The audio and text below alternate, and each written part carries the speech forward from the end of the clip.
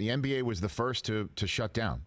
And I've said it before. I'll say it again here. I don't know if I said it with you before, but Rudy Gobert testing positive for COVID-19 with fans in the building in Oklahoma City and a referee in Sacramento that had been around the Jazz the day before canceling that game and the NBA just shutting down changed the way the entire country was viewing this entire situation. I mean, the whole social distancing and we need to stay home and we need to change the way that we fundamentally live in this country was led by the National Basketball Association, which led the way for the NCAA to wake up in time to cancel most of their tournaments and the NCAA tournament, which led to an entire sea change of the way that we did everything. Hockey followed, et cetera, and so on and so forth. We're still only 2+ weeks removed from the Indian Wells tournament being canceled, and many people there who were involved in the tournament saying, why are we doing this? That's totally changed.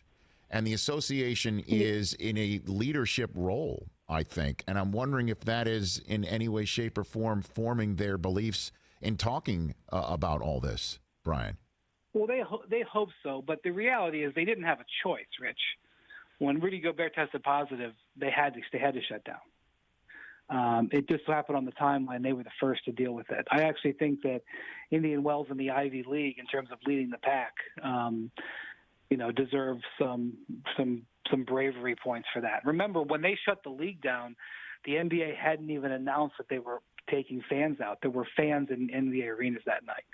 So I think it is something that the NBA ended up doing that could be somewhat important, but I'm not going to give them points for being noble.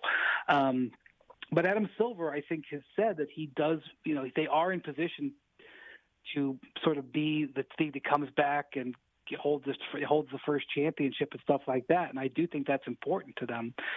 But it would be important to them whether they were the first to shut down or the fifth. In some ways, playing basketball is easier because you don't have to have a 100-yard field. You don't have to have a stadium that needs the kind of maintenance that you may not be able to do if there's 10 games on it a day. It's a smallish number of players that you would have to worry about. It's not a 25-man baseball roster or whatever they want to make the rosters. It's certainly not what you would need for a football team.